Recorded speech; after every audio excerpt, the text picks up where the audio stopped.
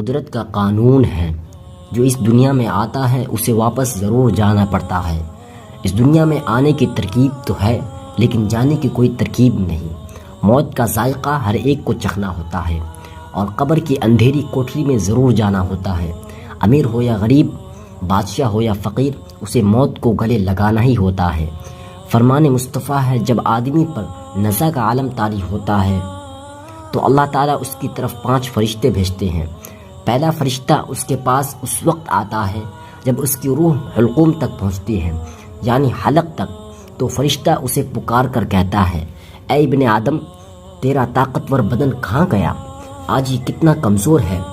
تیری فصیح زبان کہاں گئی؟ آج یہ کتنی خاموش ہے۔ تیرے گھر والے عزیز و اقارب کہاں گئے؟ تمہیں کس نے تنہا کر دیا؟ پھر جب اس کی روح قبض کر لی جاتی ہے اور کفن پہنا دیا جاتا ہے تو دوسرا فرشتہ اس کے پاس آتا ہے اور اسے پکار کر کہتا ہے، اے ابن آدم، تو نے تنگ دستی کے خوف سے جو تو نے مال و اسباب جمع کیا تھا وہ کہاں گیا؟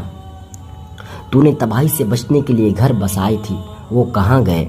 پھر جب اس کا جنازہ اٹھا دیا جاتا ہے تو تیسرا فرشتہ آتا ہے اور اسے پکار کر کہتا ہے، آج تو ایسے لمبے سفر کی طرف روا دوا ہے جس سے لمبا سفر تو نے آج سے پہلے کبھی طے نہیں کیا تھا۔ آج تو ایسی قوم سے ملے گا جس سے پہلے کبھی اس سے تو نہیں ملا۔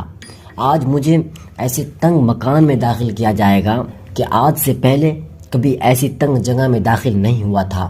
اگر تو اللہ کی رضا پانے میں کامیاب ہو گیا تو تیری یہ خوش بختی ہے، اور اگر اللہ تجھ سے ناراض ہوا تو یہ تیری بدبختی ہے۔ پھر جب اسے لائب میں اتار دیا جاتا ہے تو چوتھا فرشتہ اس کے پاس آتا ہے اور اسے پکار کر کہتا ہے، اے ابن آدم، کل تک تو زمین کی پیٹھ پر چلتا تھا اور آج تو اس کے اندر لیٹا ہوا ہے۔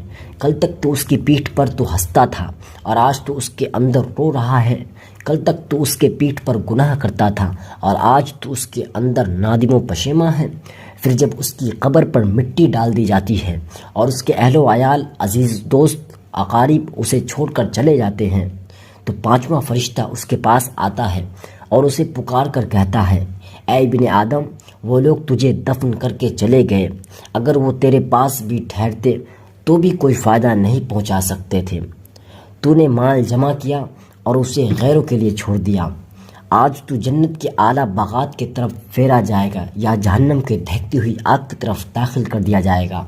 میرے پیارے بھائیوں اور دوستوں، یہ زندگی بڑی مختصر ہے، اس کا کوئی بھی پتہ نہیں کب ختم ہو جائے اور کس وقت اور کب کہاں سے موت آ جائے۔ اس دنیا میں ہمارے آنے کا مقصد ہے کہ ہم اللہ تعالیٰ کی عبادت کریں، اچھے اچھے اعمال کریں، اچھے اچھے کام کریں، نہ کہ ہم اپنی زندگی کو گناہوں میں صرف کر دیں۔ ہمیں موت آتی ہے، ہمیں قبر میں جانا ہے، ہمیں موت آنی ہے، ہمیں قبر میں جانا ہے، مگر افسوس کی بات تو یہ ہے کہ ہم اس کے لیے کوئی تیاری نہیں کر رہے ہیں۔ ہم نے خود کو تیاری نہیں کیا۔